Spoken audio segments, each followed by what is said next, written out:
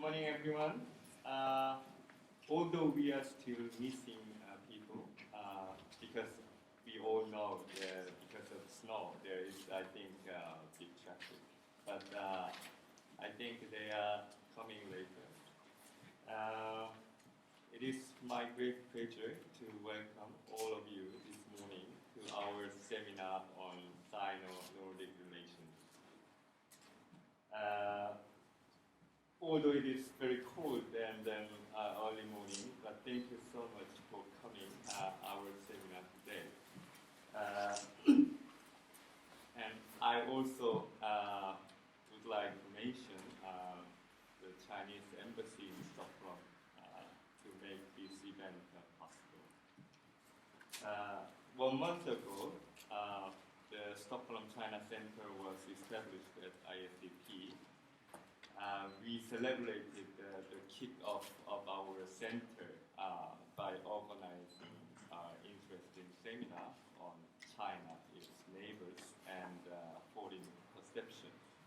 And this is actually the second event organized by China Center. And then I'm so happy today because we have a very excellent speakers and very interesting topic for today's seminar. And in the title, actually, we will discuss about Sino-Nordic relations and opportunities and the way ahead. In the title, I think there are 3 key words I would like to mention. First keyword is Nordic-Sino relations. Maybe it sounds a little bit unfair because it is not relations between countries. Nordic is a region. But I think it is China is a huge country. And then it is also unfair if we just compare China with individual Nordic countries. So it is a very good opportunity for us to think about how Nordic countries approach China jointly, what benefits they can get. Vice versa, for China, if China promotes cooperation relations with Nordic as a sub-region, and what benefit for China? It's a very good topic to think of it. And then the second keyword is opportunities. Every relations between countries have problems and challenges. Sino-Nordic relations are the same. But I think because this is mainly different system and different perception between 2 regions. For example, politically, Nordic countries have a multi-party system. Meanwhile, China is run by the Communist Party. Economically, Nordic countries have a market-oriented economy, while China has this special China's state-controlled capitalism. And culturally, of course, there are many differences between the 2 regions. But I also think there are positive differences which can facilitate their contact and cooperation between each other. For example, China has a huge population, and the Nordic countries are little people, and economically, Nordic countries have advanced economy and technology. And China has huge economic market. And when it comes to culture, it's the same. There are different history, food, and traditions. So this is quite attractive area for 2 different regions. it's like my wife. She's very different from me, but she's very attractive to me. I think if we focus this positive differences between two regions, I think we can more think about cooperation and contact and exchange. The last keyword is the way ahead. I think this is a very good word. We think about the future. I think between China and Nordic countries, their relations has been for a long time. But I think compared to other relations, Sino-US relations, Sino-Russian relations, there are still undeveloped Sino-Nordic relations. Especially, I think they don't know each other well. But I'm quite optimistic about the future because the technologies are developing. IT industry and transportation, such as high-speed railway and jet airplane. Also, as well as the free Arctic passage. So, I think that future relations will be getting closer and closer between China and Nordic countries. But it is very important for the future two regions should respect, sometimes respect their different values and perceptions each other, and then should more focus on positive differences. Before we start our panel discussions, we have very excellent His Excellency Chinese Ambassador in Stockholm. He will give us a keynote speech, and he will talk about general overview of Sino-Nordic relations and the Chinese view on the way ahead in the future. Please, Ambassador.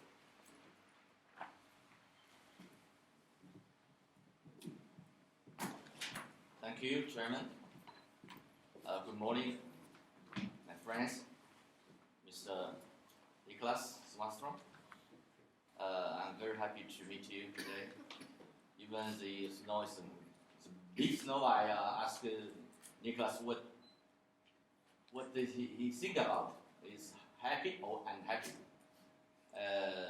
I think the snow is good for our farmers, for our children.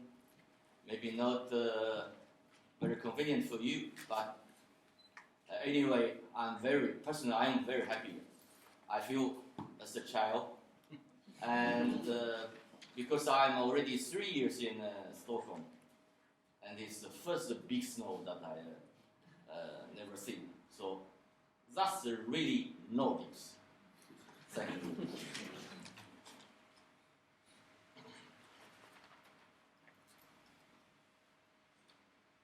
So today is November 11th.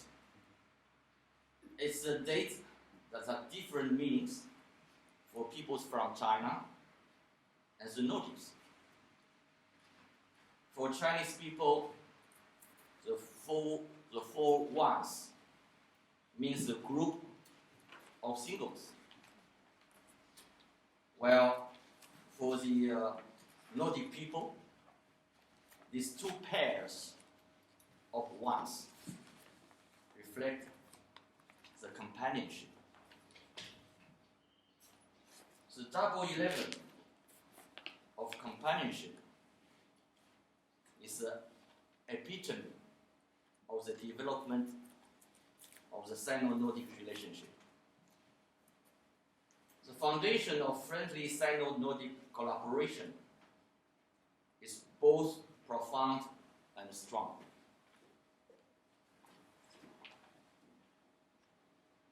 "65 years have passed since diplomatic relations were established, and there has been a rapid development during the past decade. In recent years, there have been many high-level visits between China and the Nordics. A comprehensive strategic partnership has been built between China and Denmark. A new type of partnership for the future has been formed between China and Finland. A free trade agreement and the currency swap agreement have been signed between China and Iceland. And collaboration in different fields between China and Sweden gains momentum. The Sino-Nordic Young Champions Forum, the Innovation Summit,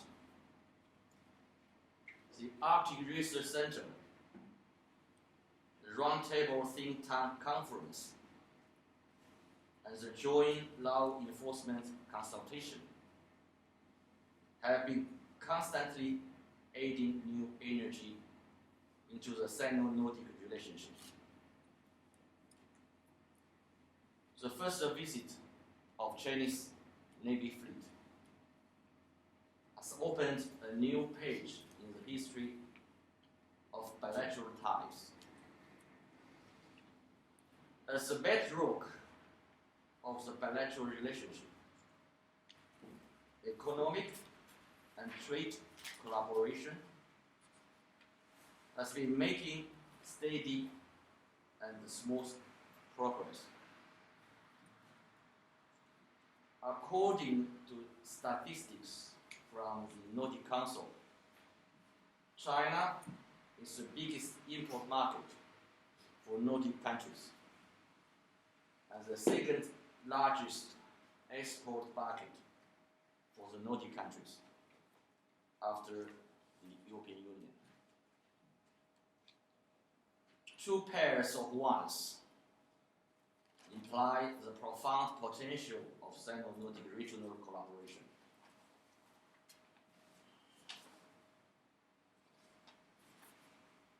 As the global climate is changing, and China is making great efforts to build a green economy and eco-civilization, the low-carbon development model and the concept of sustainable city development can provide with a reference for the urbanization in China. In the field of innovation, the Nordic countries are outstanding and unique, which is perfectly in line with two major Chinese orientations: encouraging business and driving innovation. The advanced manufacturing can also be related to the strategy of Made in China 2025. In the field of Arctic science research, the collaboration has just begun.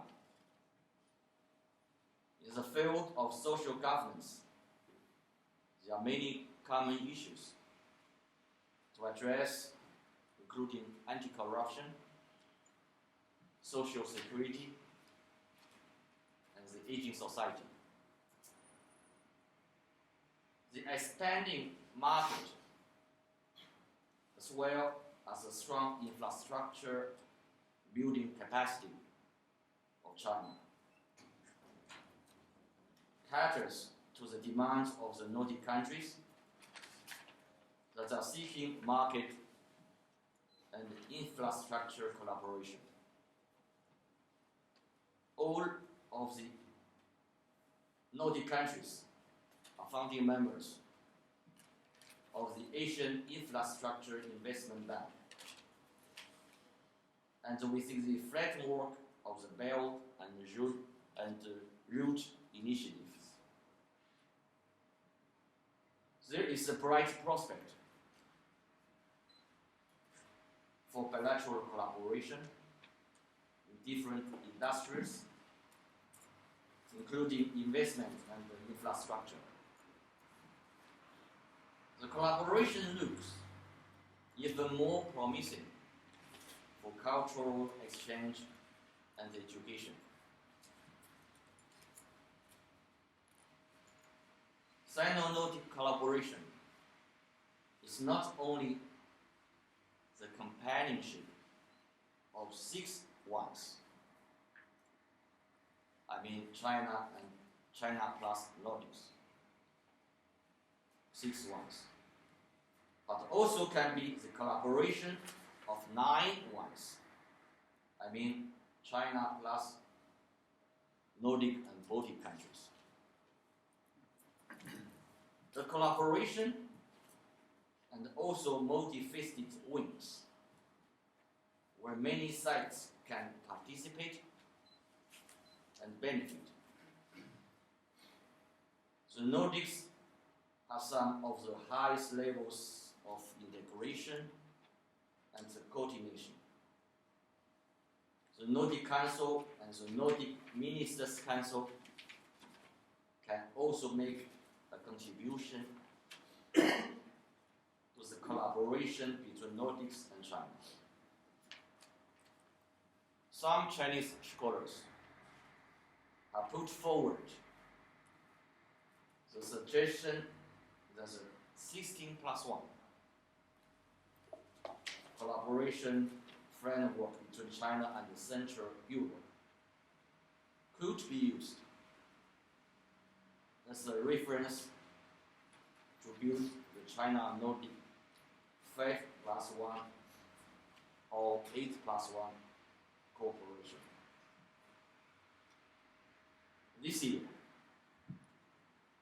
the Nordic Council has also made the decision to explore the ties between Nordics and China. Therefore, there are new opportunities awaiting Sino-Nordic regional collaboration. Of course, I suppose the process of study for the Nordic Council regarding the opportunities of collaboration between Nordics and China is a little bit too long. They say they need maybe 2 years to study. Personally, I think it could be shorter. 2 months, not 2 weeks, but 2 months.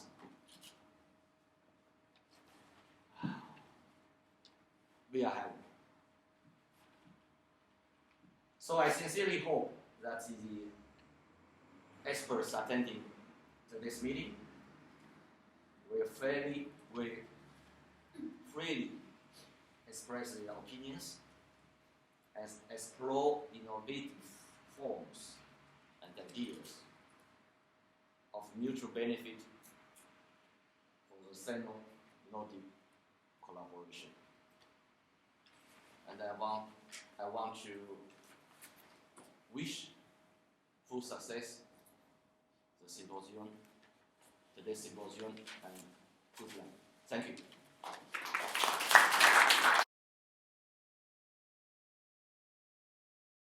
What we're looking at here is, of course, the relations between the Nordic countries and China has largely been on a bilateral level. And this has been a political reality we have been looking at.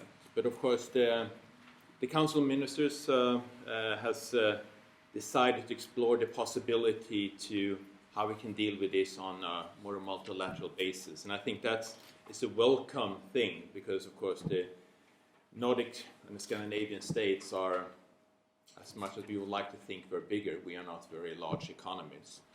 But I think we do have interesting experience, we have doing interesting things that we can provide.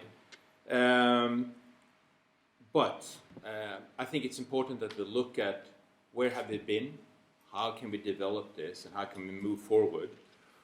What are the directions that we would like to recommend for policymakers to take? And as the ambassador said now, it's a 2-year study on the way. That will give us ample time to, of course, to influence and to have an input. But I think it's important that we do that. And especially, it was not only snow that fell this Wednesday, we also had a US election. We might actually see United States becoming more isolationist. And I think that would have happened regardless who actually won. But for the Nordics economies, and maybe particularly Sweden, we are very sort of an open economy. Trade is absolutely essential for the Nordic states. It's also absolutely essential for China. And I think that these open economies and open trade and free trade is absolutely essential. So the election last Wednesday might actually have increased the importance of collaboration. And I think it's important that when we talk 5+1 or 8+1 or EU, China, whatever constellation we're looking at, I think we have now taken up, we need to take up the torch that the United States have dropped when it comes to free trade and engagement, and I think that's extremely important. But we have 3 very interesting speakers. We're going to start with Mats Hellström, which is the former Swedish Minister for Foreign Trade, European and Nordic Affairs, Swedish Ambassador to Berlin, and the Governor of Provinces of Stockholm. And I will, of course, put up a few questions that relates to his very extensive experience. And I think we can look forward to some very, very interesting thoughts there. So, but Mats, to kickstart things off, based on your extensive experience in Swedish foreign relations, could you start painting a broader picture of the Nordic relations with China and how it worked and how we can sort of improve it? Well, as the ambassador told us, of course, the Nordic Council of Ministers have decided to have an operative study how to make a formal cooperation between the Nordics and China. We have so far had good bilateral relations and intense such relations, and international trade, not least, culture. But these are issues that should be explored according to the Council of Ministers, like innovation and research. We already have cooperation, green growth, environmental solutions. I'll come back to that later, perhaps. The Arctic issues, not least, where China has a great interest as an observer in the Arctic Council, and where all the Nordics are involved in different dimensions. One of them outside Vietnam, of course. So, and the Arctic, as we know, has so many different dimensions. Biodiversity is often forgotten, but biodiversity in the ice with microorganisms is very important. Climate change, of course, as we can see, melting. The new transport routes, how should they operate, and how could they be made environmentally sustainable, and so on. And then, of course, the national resources, not just often mentioned, oil and gas, but also minerals, of course. And not least, the indigenous people. Around 1 million or more people living in the Arctic, who also want a living standard in the Arctic. So all these things are very important, of course. And will dealt with if China so wants, of course, in this cooperation. Health, social questions also. So there are a number of important issues that the Nordic Council of Ministers would like to introduce now in this cooperation.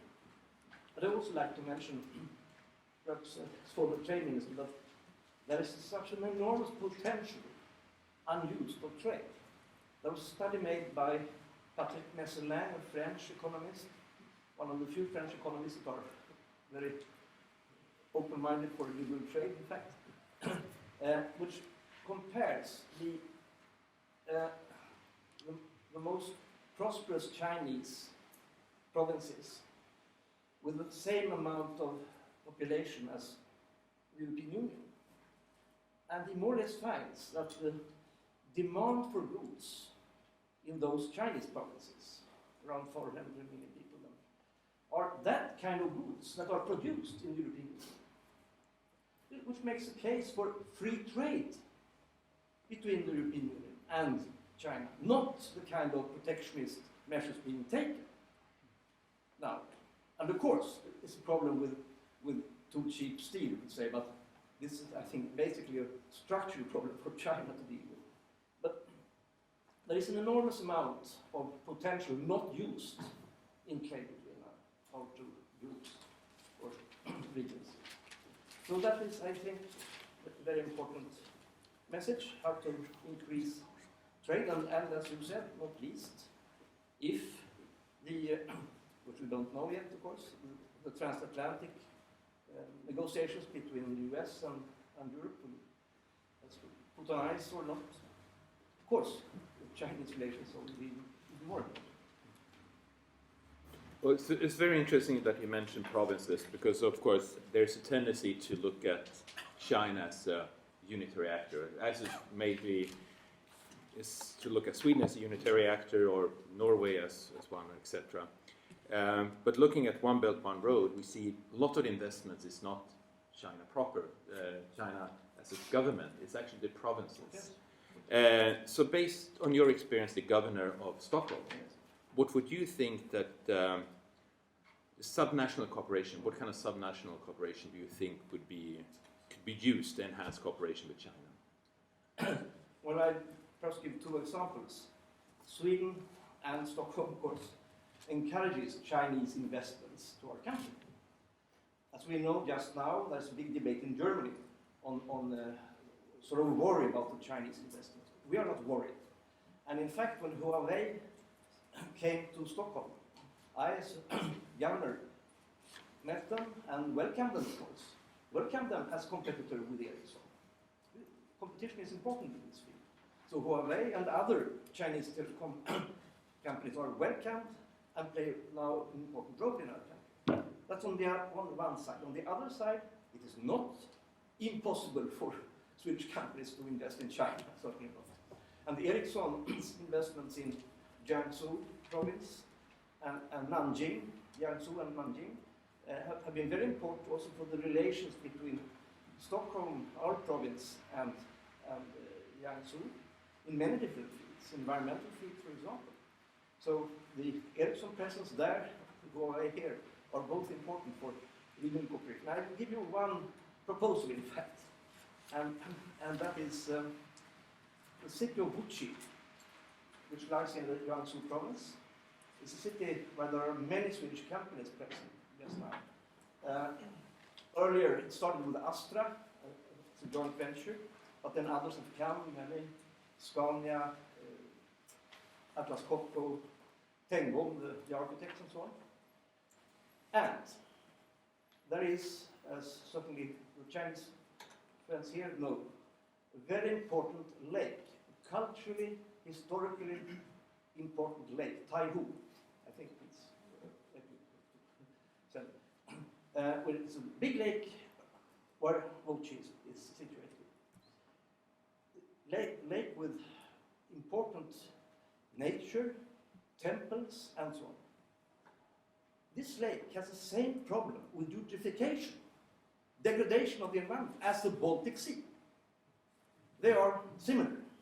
So why not start on a Nordic basis, cooperation between scientists who work with the Baltic Sea, with the scientists in China and Jiangsu province working with Taihu. This is, I think, an important proposal to make.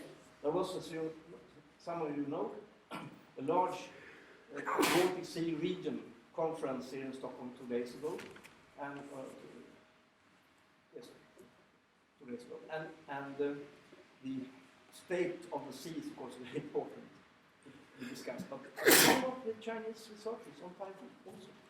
So that would be a complete proposal. Then, of course, the new WTO negotiations on environmental goods will be important for free trade in this area with wind, solar, and so on.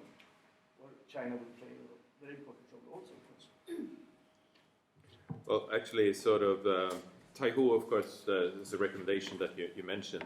The Nordic Council of Ministers exploring the ways that they can expand that sort of cooperation with China. Do you see any other opportunities than the Baltic Sea Taihu cooperation that can sort of improve relations? Certainly, innovation, where there is already cooperation between universities that has been instituted by the Nordic Council of Ministers on our side. And I think we'll hear from some of the participants here more about that today, like in Fudan, for example, but I'm sure other people speak about that.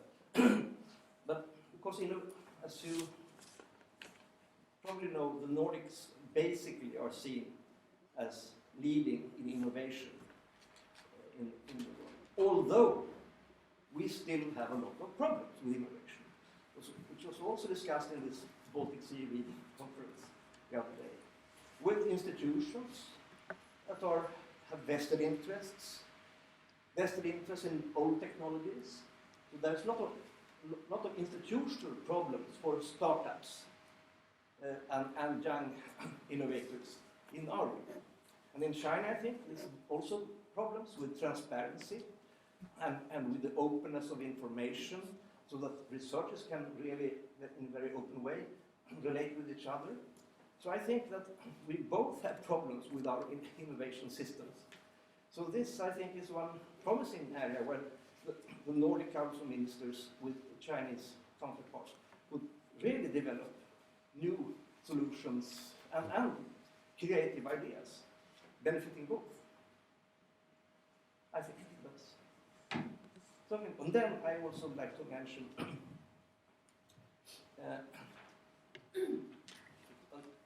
not just as a Nordic thing, but something has to be taken care of by all the actors, be they state, provincial, or national. And that's the people-to-people relations. And there has been, there is going on, a cooperation with China from the Swedish Institute side, where they invite young Chinese entrepreneurs, young public servants, to learn in Sweden about our type of system or the Nordic system. And I've been myself taking part in this as a lecturer and finding very good universal solutions. Like some girl from Shanghai working in a bank said, here in Stockholm, I have a lot of friends, but I'm not ever invited to the Swedes. And I said, yes, that's a typically a Swedish problem. Then there was another Chinese from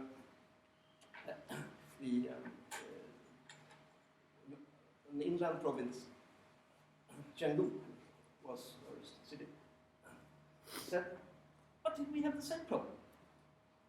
When I go from Chengdu to Shanghai to that, I'm never invited by the Shanghais. They never invite me. So it's more of a sort of universal problem. But this is an anecdote. But there are now 350 alumni, Chinese young entrepreneur, public servants, researchers who have had these courses in Sweden, who are alumni formally, coming back here, and then because that is something to build on. And that is very important, of course, that the city, Stockholm, that the provinces and so on care for these kind of people-to-people relations. Well, thank you very much. I think this is some very interesting recommendations. We're going to ask the next speaker to come up, and then we will ask questions. We'll ask all the speakers to come up in the end and have a bit of discussion. But please give a hand to Mats Hellström. Our second speaker is Jørgen Gåsemyr. He's a postdoctoral fellow and advisor on China-related issues at the University of Bergen. He has actually the best name you can actually have, especially now for on his project. It's SNOW. It's the Sino-Nordic Welfare Research Network, and he's also, of course, at University of Bergen, also hosts the Nordic Center at Fudan University in Shanghai.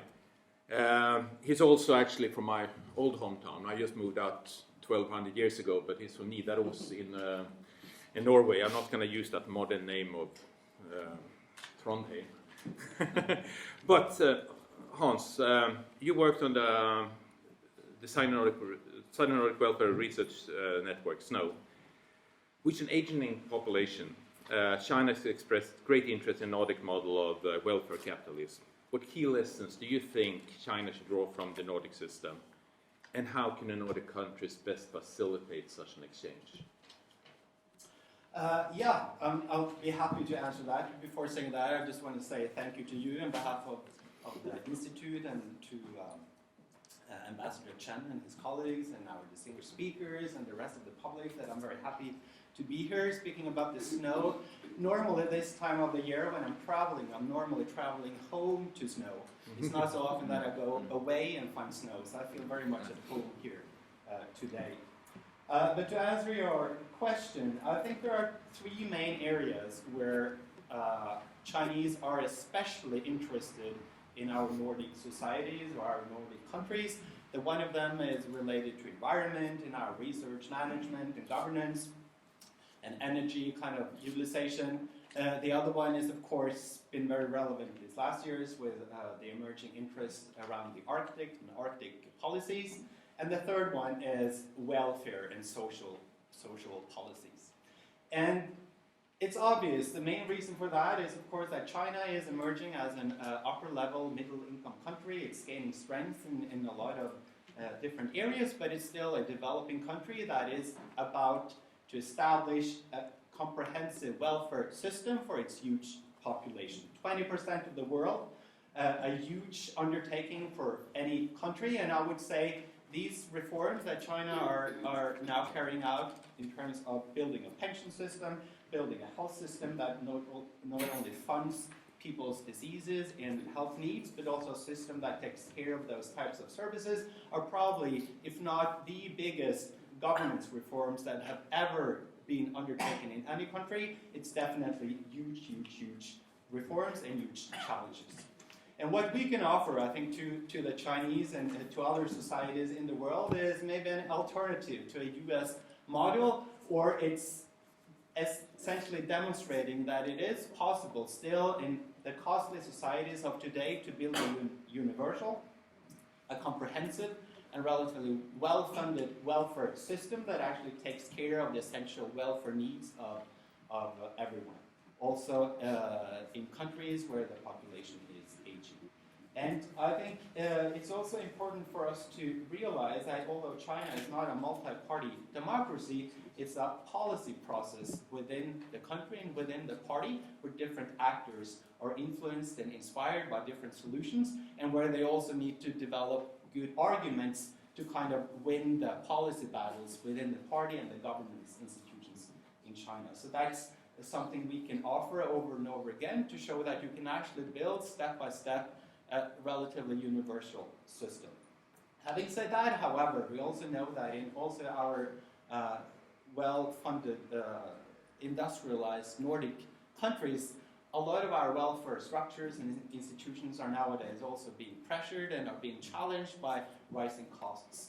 And I think moving forward in the next few decades, I think actually looking to China, which will have to take care of tremendous challenges, we will also see more mutual types of learning in terms of new technologies or innovative services or new ways of activating people and societies to take care of our own families and take care of our own communities. So not only like a one-way teaching Chinese how this may be done, but also, you know, a way that we can move forward with innovation in the service sector together. And services, of course, one of the areas where Chinese economy and the Chinese society will have to develop tremendously over the next few years, and it's one of the areas where the Nordic societies or the Nordic states have somewhat of an alternative model to offer compared, of course, to the US, compared to the British and the continental European types of models. Before moving on, could I have some water? Oh, that yes. comes from snow and that comes from essential welfare needs. We need to be fed and... Would you have to pay for it though? I'll pay afterwards. No. So, yep. You're also the key advisor on China-related activities at University of Bergen. And Bergen also holds the Secretariat for the Nordic Center at Fudan University in Shanghai. And actually that ties in a bit to what Mats was talking about people to people. But how would you characterize Sino-Nordic academic relations? And what trends do you believe policymakers should be aware of when trying to explore this relationship and build on it and strengthen it, hopefully? Hopefully. That is a very critical, interesting, but also very complex, big question that, of course, I have been thinking about in my recent, both the job I hold now and my recent job, where I've been essentially developing our own university strategy towards strengthening our collaboration with Chinese actors and also our research and educational components with and in China. Definitely from a Nordic perspective and from a global perspective, China has been internationalizing. Also, its Chinese elite institutions have developed tremendously over the last 5, 10, 15 years. And our relationships at the Nordic large universities have expanded tremendously. I think Denmark, from a Nordic perspective, is definitely the country that has taken this the furthest by developing a Sino-Danish research center and also establishing relatively extensive cooperations in several fields. But I think all the larger universities in the Nordic countries and research institutions have developed stronger links. At my own university, we have so far focused on climate change and resource governance, which is by far the field where we have the strongest links to China. We have quite a lot of collaboration in different medical disciplines, in welfare research and social policy types of research that I've been talking about, and now also having expanded relatively quickly cooperation within legal studies and law studies.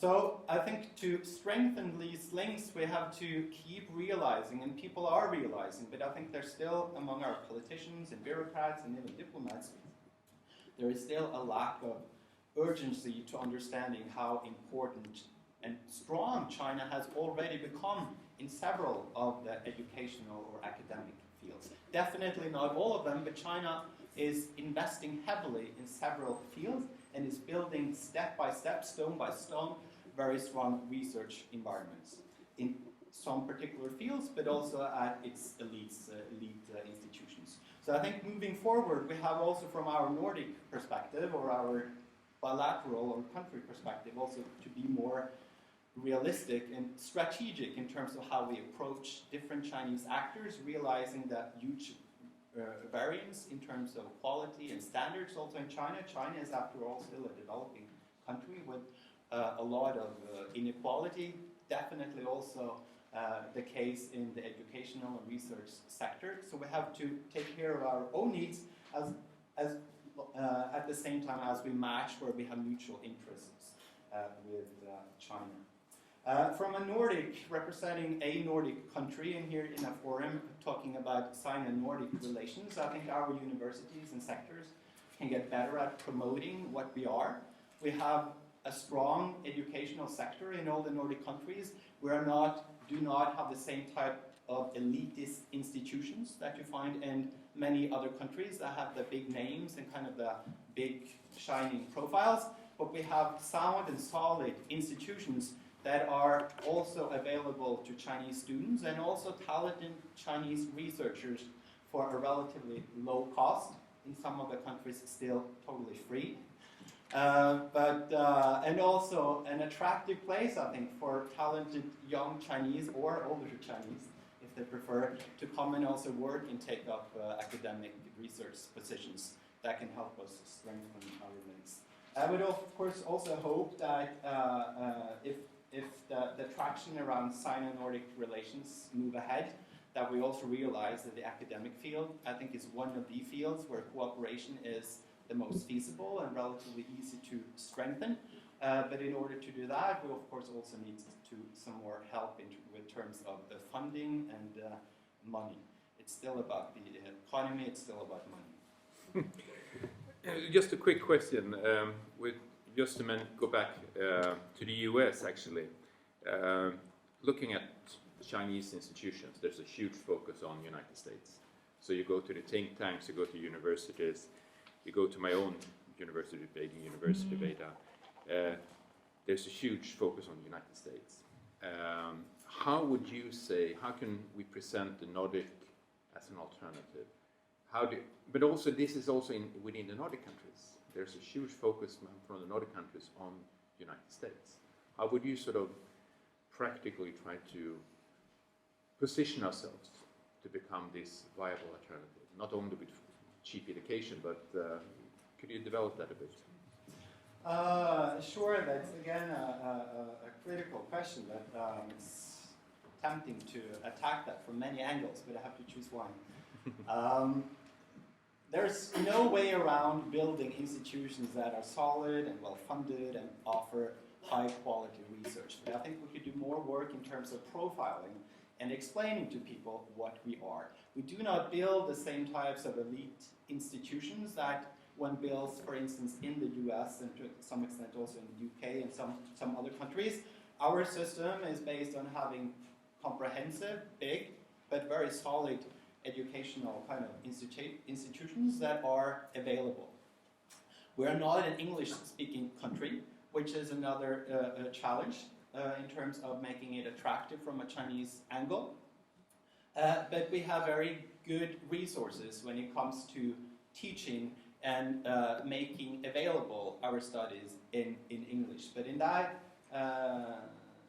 area, we can also get much better. We are still relatively not nationalistic, but relatively national in terms of how we approach our educational programs, and we could do more to make them more attractive towards international students. We can also learn a bit, I think, from what the US have been doing and the high elitist US institutions. Some of them I respect, or most of them I respect a lot, that are also very strategic when they deal with Chinese institutions. They are very strategic and have a very step-by-step approach towards also attracting and making themselves seem attractive towards the best Chinese students and the most talented Chinese researchers. So we have to be more proactive and be more competitive, I think, also from a Nordic perspective, and get into the game of also promoting and marketing ourselves as a good, high quality, but not necessarily elitist types of institution. Well, thank you very much. I think that this is very interesting. I think that this is an important lesson. We need to be better at selling it, what we have. So please join me with.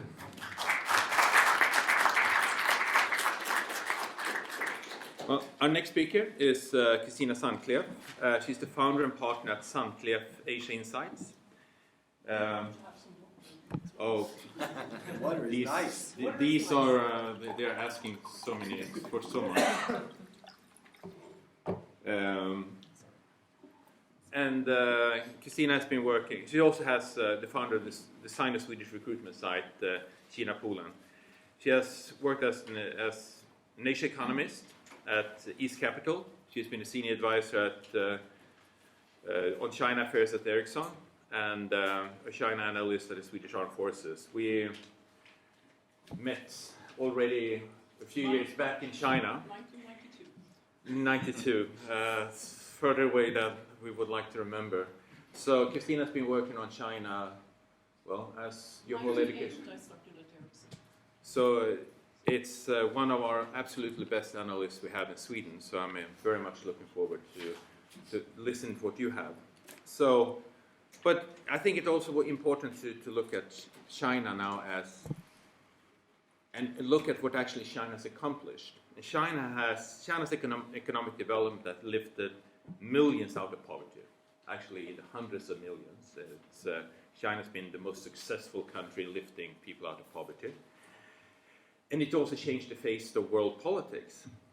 However, in the recent years, China's economic growth has slowed down a bit, and China set out to restructure its economic focus.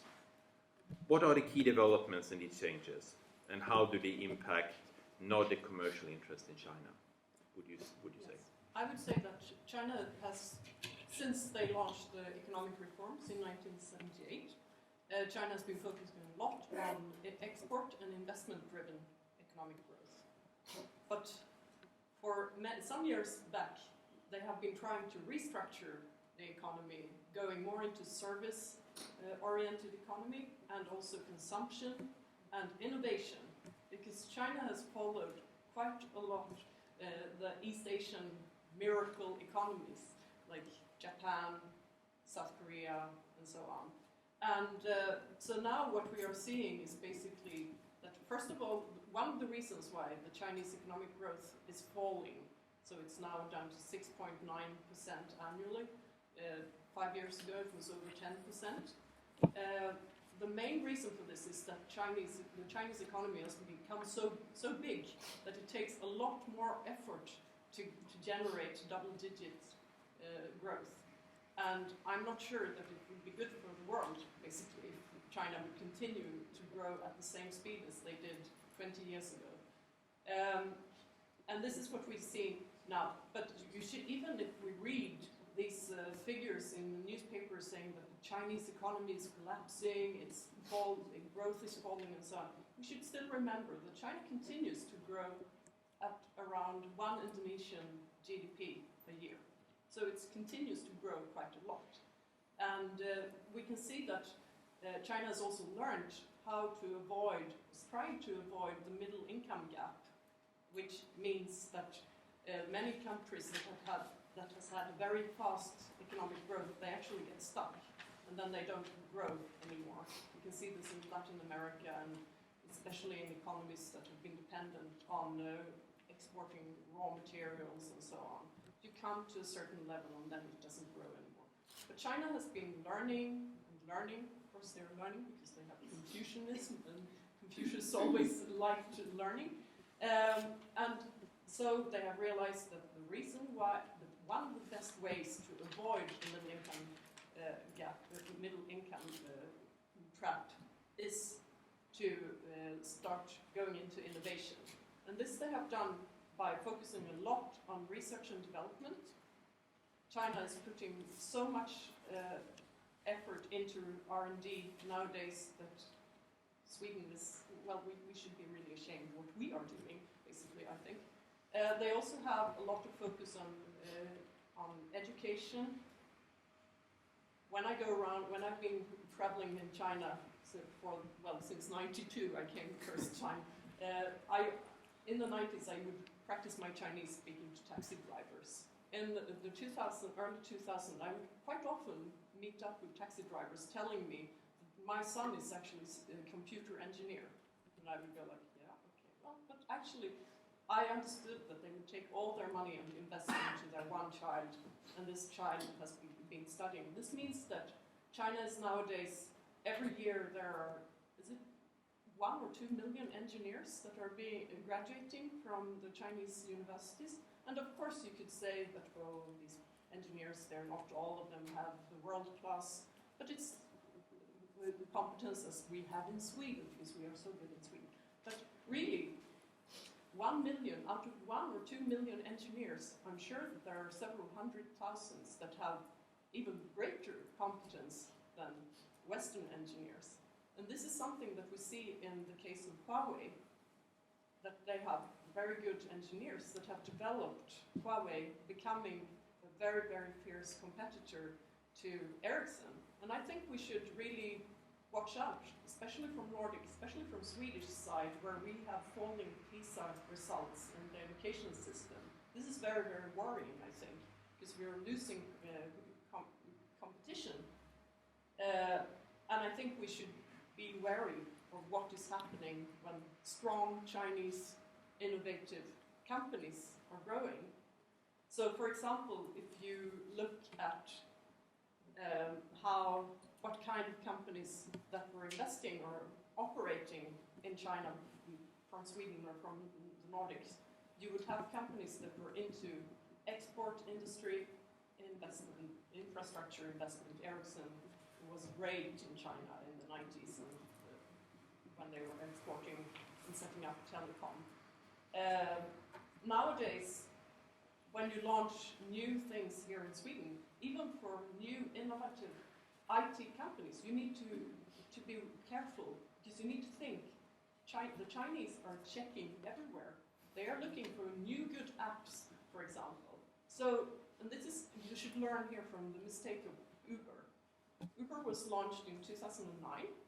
Beijing was the 100th city that they were launched into. They were going with Google Maps. Google does not really work that great in China. They also had problems with the payment system. In 2000, quite soon after this, you had, in 2013, I think they came to China, you had Chinese companies that set up copies of Uber. Didi Dacha. They were using Tencent and local maps, Baidu maps. That meant that the taxi drivers, that these drivers, they would actually find the address. They couldn't find them on Uber because the Google Maps were not up to date. In the end, actually, Uber pulled out. They lost $2 billion US. They pulled out in August and sold their shares or became into Didi, which actually was a merger of these two companies in the beginning. And I think this is something we should learn of. So if you have a really good technology here in Sweden, or a new app, or a new game, you should be careful, because it could actually be that somebody in China sees, because there are lots of Chinese around here, and they know that Sweden is an innovative country. They might be a copy of your application in China, and they might actually improve it and make it even better than yours. That was the case with the Uber competitors. I don't know if you have any more questions. No. Adaptation. I think it's as you say. We need to adapt it to the realities. But also, the Chinese companies.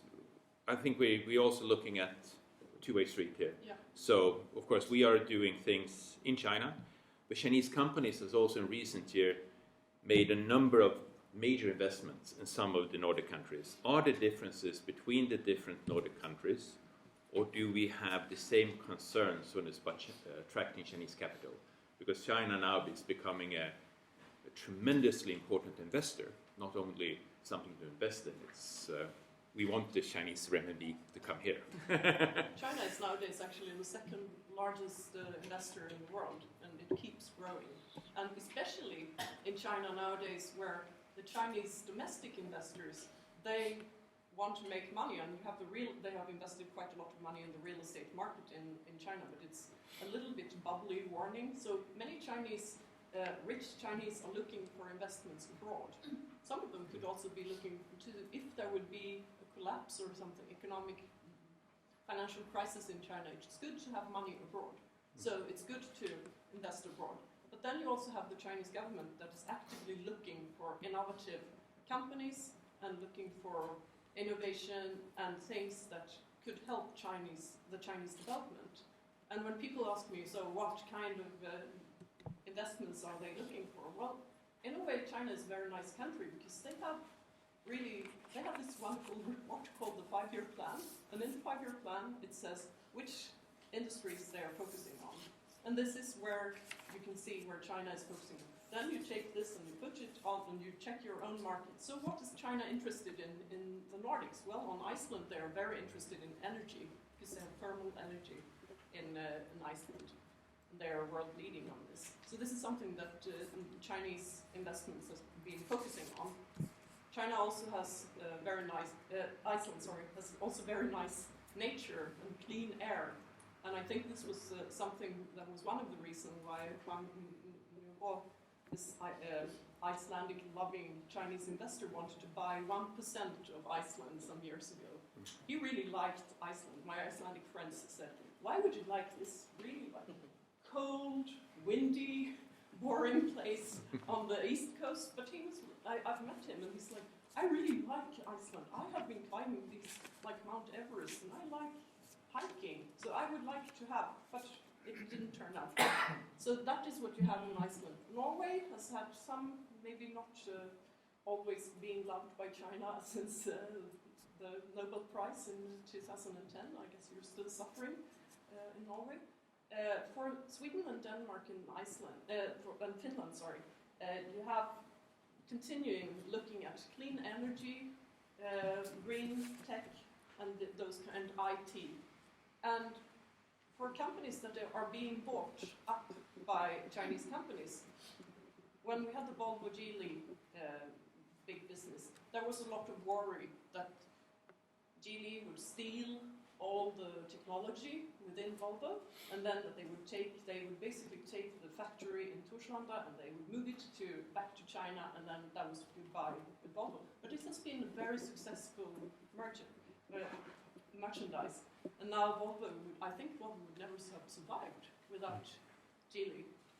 So, and it did not turn into that they were stealing.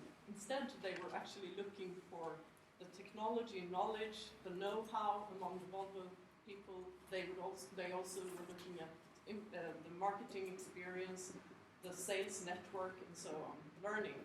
And it's been very successful. I think, I don't know really. I think that what we see is basically that there has been quite a lot of investments in Sweden and in the Nordics. So Iceland is more energy. Norway has also had energy because they're good at oil drilling and those kind of technologies. You have automotive in Sweden, obviously, IT, and financial, and green tech. So those are the things that the Chinese.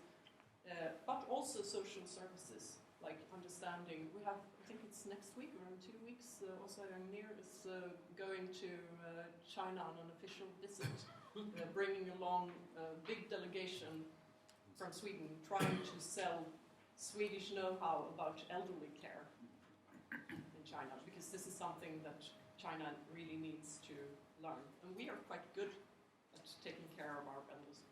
Quite good, at least. I sometimes meet Chinese who are asking me, like, how can you actually put your old aging parents in an old people's home? Isn't that really, like, really bad? You should take care of them yourself. How does it feel to put your old mom in an old people's home? And so on. So this is something that we need to learn more about how it works in China and how it works in Sweden. Well, fantastic. Well, first of all, thank you for this introduction, and well, please join me in a hand.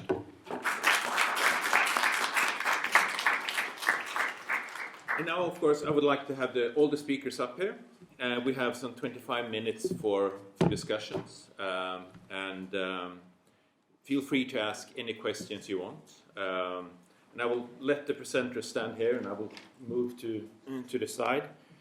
But it's been very interesting, and I find it to be interesting to see both the differences, but also the similarities. I was just afraid that Kristina would say that we're all getting old, so we have experience. But it's interesting to see that I think in the Nordic system, it's almost seen as a security term. Your parents over the elderly care.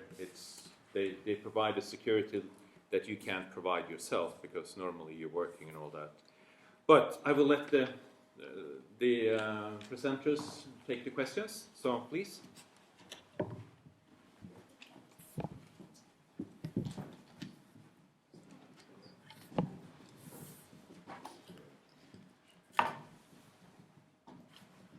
So, well, ladies and gentlemen,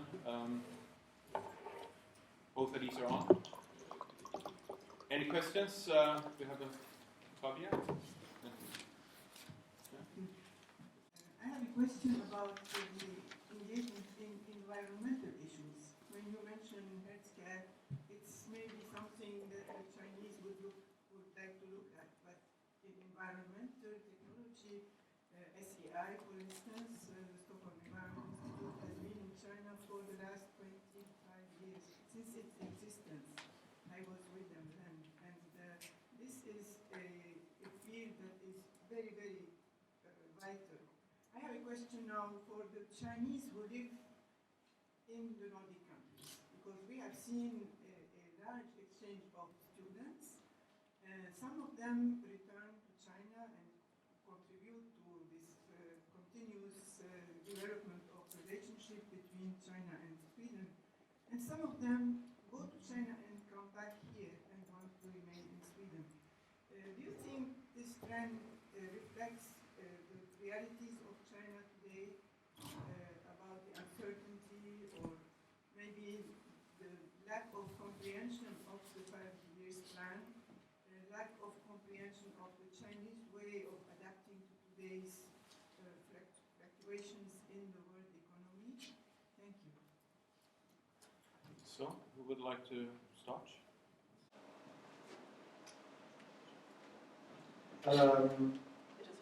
It's on. All right. Thank you. Again, were all the questions related to all of us, or? Yes. Yeah. When it comes to environment, that's definitely one of the political issues in China. It's definitely one of the fields where Chinese actors and institutions are also mostly interested in cooperating with us. And that goes to pure like energy issues. I mean, how to do oil exploration in very climately challenging, difficult areas. But it also comes to, the more basic know-hows and basic technologies for how to preserve energy, to build more efficient houses, better ways of transporting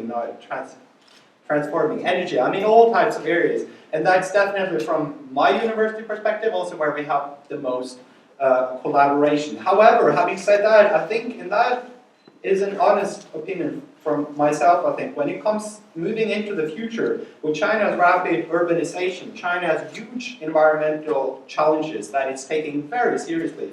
Some of the better solutions, some of the more innovative technologies and ways of managing this, I think will be developed in China.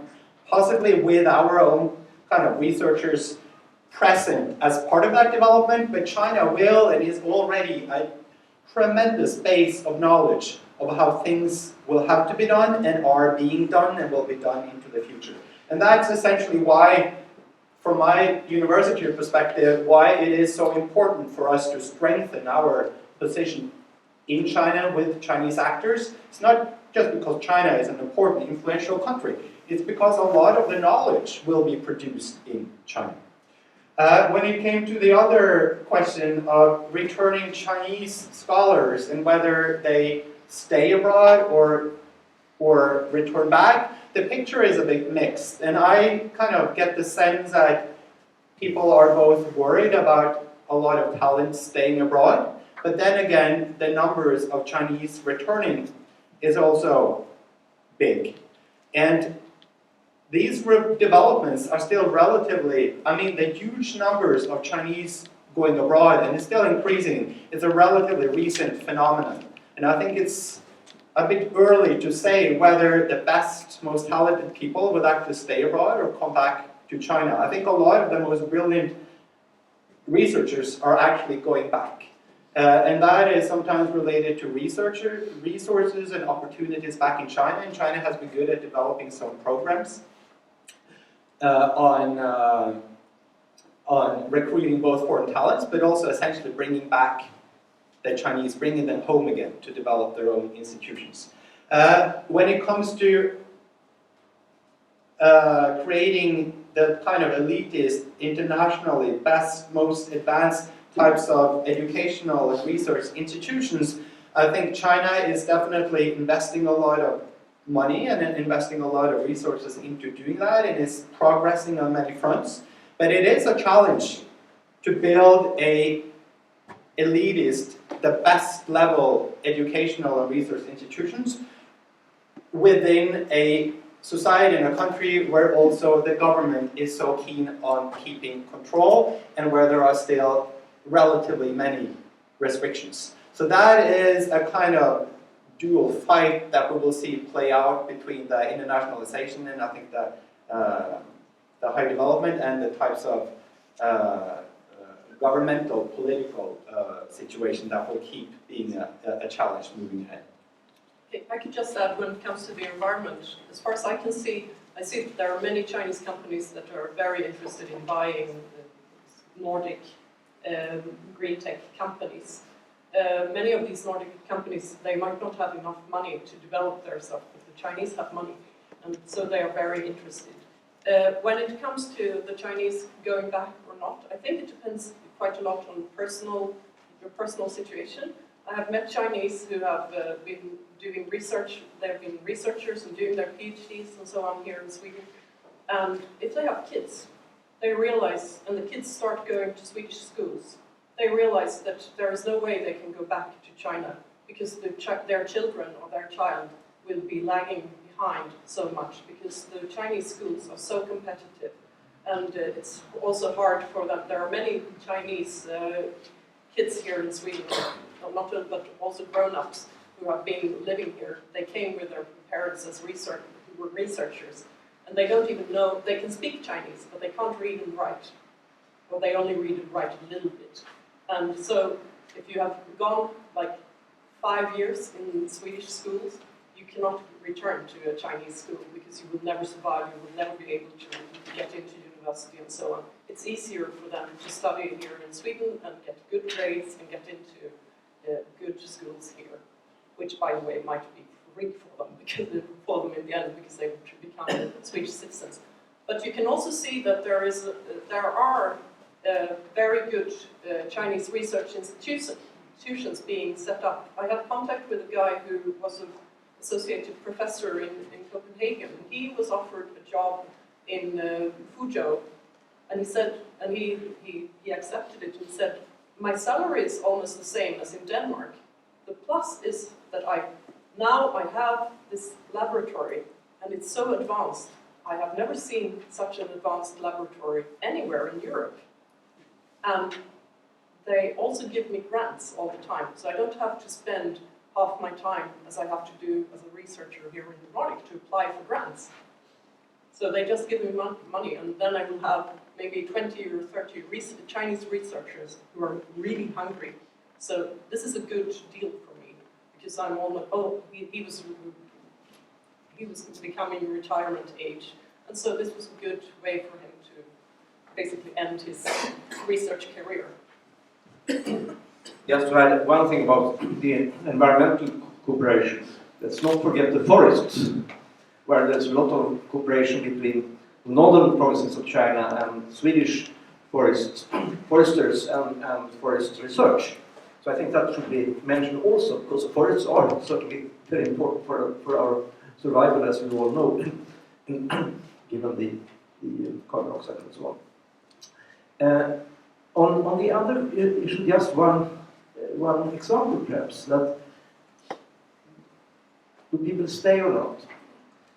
Formerly, perhaps in your 90s or something, young Chinese students came to study in Swedish universities, and I guess the same in Copenhagen and other cities in the Nordics. But nowadays, you also have teachers in universities who are Chinese. So sort of upgrading. First, you come here as a student, but then you develop as a teacher also in our universities, which is very important, I think. But of course, this question should be answered by the Chinese, not by us.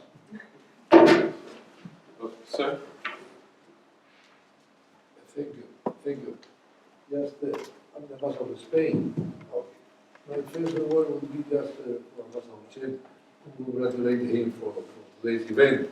And I promise I will ask him during the coffee time some question about the different formula. 6 plus 1, 8 plus 1, 16 plus 1, and something. This reflects the importance of China, because you're ready to deal with 16, with 20, a higher number of countries. But I would like back to our dear friend and admirer, Master of Maths. One question, because you mentioned it, but it's a difficult area. But since Spain is also very close to both. It's close to the Nordic Council, and we are also close to the Arctic Council. And you have mentioned the Arctic Council. And now we are, in fact, I enjoy very much to know that the Nordic Council has started this proceeding for opening bilateral cooperation, multilateral cooperation with China. In which way this policy from the Nordic could be interested, or could be followed, or could be mixed with the traditional observer situation China has now in the Arctic, so Nordic and Arctic Council. Which would be your idea? Do they work more and more closer to each other? Well, this is of course, the Ambassador Chen was worried that this operative study of the Nordic Council Ministers will take 2 years. But of course, this is one of the important areas. How to deal with the Arctic, how to be transparent about the results, what role should the observers have, and how to engage the observers more. And I'm quite sure that China will be one of the more active observers, is already. And then there's an add, of course, they are observers already, but there's an added dimension to this when you can have direct cooperation between the Nordic Council of Ministers and the Chinese government. That's an added dimension to this.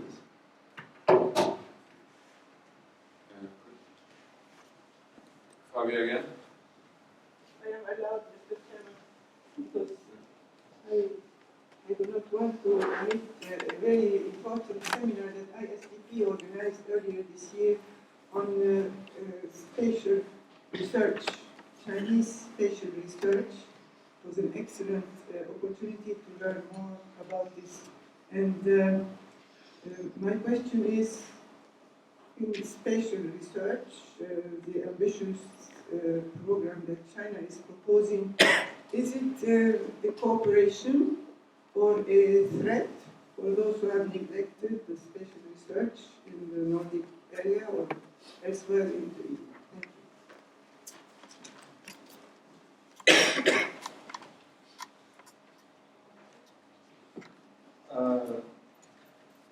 Sure. Is there anything particular you think about when you talk about special? Spatial. Oh, spatial. Spatial. All right, all right. If it is a threat or an opportunity for cooperation? If you have an idea of how advanced is the Chinese program, maybe you can think twice. Maybe you don't know it, but...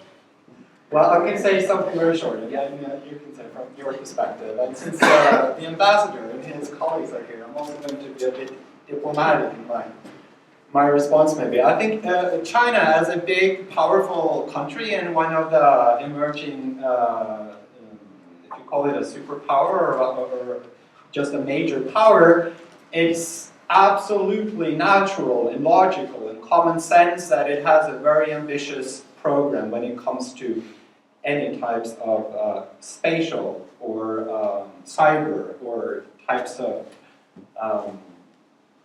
security measures, also in its intelligence and spatial and programs. So in that sense, we have to deal with China as a major power that is developing major capacities, as any other major power in the world. Having said that, there is a willingness and openness from the Chinese side to cooperate. I'm not so sure how much the Nordic countries do have to offer in that area compared to other major powers in the world, but I would say it's definitely opportunities, but we have to be aware of China's capacity, of course, as a major state. I would just add that China, my impression is that China is very good at space, these kind of research, and they do have a very, very ambitious program. And if it's a threat or not, I think that is up to your view on China. If you think that China as in general is a threat, or if you think that China is not a threat. So that's my diplomatic answer to that. No, I'd just like to add that, of course, there is one center in Sweden where spatial research is very important, and a very special kind of spatial research that only can be made there. That's Kiruna. And why? Because the Northern Light. And I think, anyway, that there could be good scope, perhaps there already is, of common research between the Chinese and Nordic researchers in this field, because the Nordic Light means that things from outer space comes very close to the Earth, exactly where the Northern Light is, and that's very close to where you can study it in Kiruna. So you can really study organisms from outer space in the Northern Light close to yourself. That can be made with us, and I'm sure that there's a good scope for Chinese cooperation there. If I just might add, China is today the single most eager actor to come up to space and to expand the space program. And I see that as an opportunity, because this is actually huge investments. What we see the Chinese researchers gaining information that is absolutely essential. So as Mats was saying about Kiruna, I see the opportunity. Of course there can be challenges when you deal with the military component, but then it's even a bigger reason to engage and start collaborating and trying to figure out how do we deal with space. So for me, I think I see, of course, the problems and the militarization of space, but the engagement and the exchange of information and exchange of research is absolutely fundamental. And so I would say the opportunities are so much more positive than the possible challenges. Because the Russian space program is not doing as well as it did before. The Americans have not been that interested for a couple of years. So why not tag along this enormous? And I have been extremely impressed by the latest development in China, and they put more astronauts up in space than any other country in the last 2 years. First woman. Yeah. So this is something very positive, I would argue. But yes, of course, potentially challenges if you choose to see so. But I guess it depends on your view, as Kristina said. Any other questions? Yeah. So I have the microphone now. Okay. Yeah. Hi. I think that enjoyed the discussion so far. And somehow in my mind I was wondering about at least one aspect underlying this morning's discussion, that shifting or complementing a bilateral relationship with a more Nordic regional thinking. I think that at least one aspect underlying that seems the size difference, as Lars has mentioned in the very beginning. But is it really? That's my question. And China and the US, for example, if we think about all the Nordic countries, the relationship with the US, and in terms of the size, you would feel or face the same problem. But has ever been a 5+1 mechanism, say, suggesting this is the better way to go with our relationship with the US, for example? If that's the case, and then why is it? Why is it makes 5+1 more conducive, reasonable with a China-Nordic relationship, but doesn't make much sense with the US? Or would it make sense with the US as well? It's just wonder, and if you have any comments on that. Well, I think let's take the lady there as well, and then she had a question there. And then we can answer all the questions, because, yes. Good morning.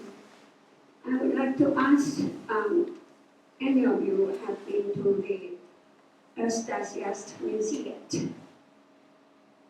Have you been there? Of course. Yeah, it's very good because I'm interested in the relationship also between China and the Nordic countries. And just now we are talking about the prosperities of China and the alliances China has made. But some time ago, China was very poor. In the beginning of 19th century, China was very poor. And there was a Swede who went to China to help China to dig up minerals. And he was called Gunnar Andersson. And he had picked up many treasures from China. And he took some of them to Sweden and started the Östasiast Museum. And it is a way to study China, the history of China. And now the museum is in danger of disappearing into the World Museum. And we are trying to save it. But I would not like to talk too much about it. And I would like to give some information to the people who are interested in it, so we can carry on later on. But there's a group of people who try very hard to save the museum. But yes, but we need a question. Because the information can be shared. We have a coffee break coming up. Okay. The question is, are you interested to save the museum?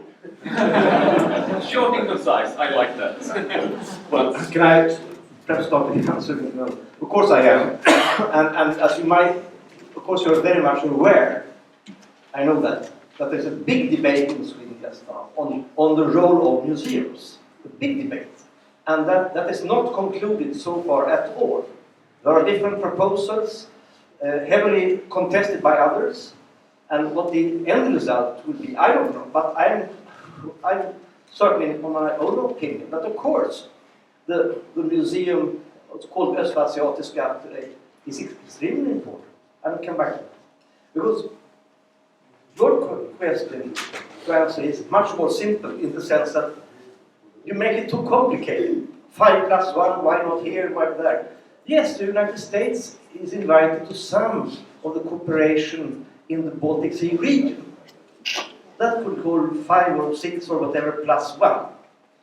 But the reason why the Nordic Council of Ministers now want to have a formal relation with China is not, it is, as I said before, both because the bilateral cooperation and is very strong between the countries, but also because the Nordic Council of Ministers have made a conscious decision to increase at large the international profile of the Nordic countries. That's an added reason for this cooperation. And finally then from my side, we should never forget when we discuss differences who are oldest and the old Nordic nations and so on. China is the oldest civilization in the world with an unbroken history. Oldest civilization in the world. Still very strong. And that is something that calls for our respect. I don't know what to add to this because, yeah, I totally agree. When it comes to the museum, I think it's kind of interesting we could maybe just note one thing. We have been talking about the Arctic, and many of us might not know that Jørgen Gåsemyr, who was the founder of the Museum of Far Eastern Antiquities, he was actually a polar researcher originally, and he was a geologist, and then due to different international politics, they basically changed the polar program to go to China. And I think this is something that we in Sweden should actually use when we talk about our international relation with our relations with China, that we actually have very long research exchange with China, and also that we have a polar, an Arctic or Antarctic polar research angle on it as well. So that's All right, so we're learning about the Swedish museum politics. Which Should it be contemporary, presenting today's problems, or shall it show what problems were existing before? And perhaps that we'll see the same problems. All right, so we're all in favor of saving the museums, making them stronger. When it comes to the 5+1 or the Sino-Nordic types of initiatives or dynamics that we have been discussing today and will be discussing in line with initiatives taken also by the Nordic Council, I think there is agreement that there is potential, but there is definitely also challenges when it comes to the institutional structure and what types of formats these types of meetings or forums may take. And that is, of course, related to our countries having towards different types of countries, different types of foreign policy positions, and also towards China, of course, also have our own type of national or bilateral issues and interests that each country wants to protect. And also the issue of the EU, of course, and to what extent the EU is that willing or hopeful of a more type of dynamic Nordic hub that works closely towards China compared to the rest of the EU. I would say, though, from the Norwegian perspective, I know there has been a lot of discussion among some of our politicians about making a stronger Nordic type of position on many types of issues. For instance, a few years ago, we had positions from our foreign minister, who might very likely some years into the future, or maybe even next year, become the prime minister, was promoting a Nordic kind of seat within the G20, especially since we are together a large economy, but on our own we are all relatively small economies. So for instance, if China or other types of friends out there would maybe help promote some of those types of ideas, you could see some traction also politically among the Nordic countries coming together behind a more kind of united platform. And I could just add one thing, that I remember when Invest Sweden was going out marketing Sweden in China, they would usually show a map showing not only Sweden, because the Chinese it would be very hard to sell investment in a country of 9 million people. That's like not even a big city in China. They would add Nordics, but they would also add northern Germany, because then you would have maybe 30 million people, and then you would be at least like a small province in China, and you would have something that would be interesting. So that is also something to look at the scales and how to use the Nordic advantage when you're talking to China. Well, 30 million is almost the size of Beijing. Yeah. Almost. But I think it's been very interesting, and I think that looking at the numbers, we mentioned 5+1, 6+8, and whatever we have. I don't think the numbers are important. What is important is the plus, the inclusiveness that we're looking at, which is actually I do find the Infrastructure Investment Bank or the One Belt or One Belt or Road initiatives, inclusivity, that we are engaging, we're trying to create something bigger than ourselves, trying to establish cooperation. And I think that is extremely important, not only in the US, there's been a lot of discussion about the US lately, but also in Europe, but also in Asia. We are also facing more tendencies for populism and inward-looking policies. And I think it's important that we have the discussion, that we have a very strong focus on that exclusivity and free trade, free research, and cooperation, because I think it's to meet a lot of these challenges we looked at today, and we will continue looking at cooperation. These are challenges that we need cooperative efforts to deal with, not least the environment. But with that said, we're going to have coffee, and then we're going to be exploring more on common ground. But first of all, please join me in thanking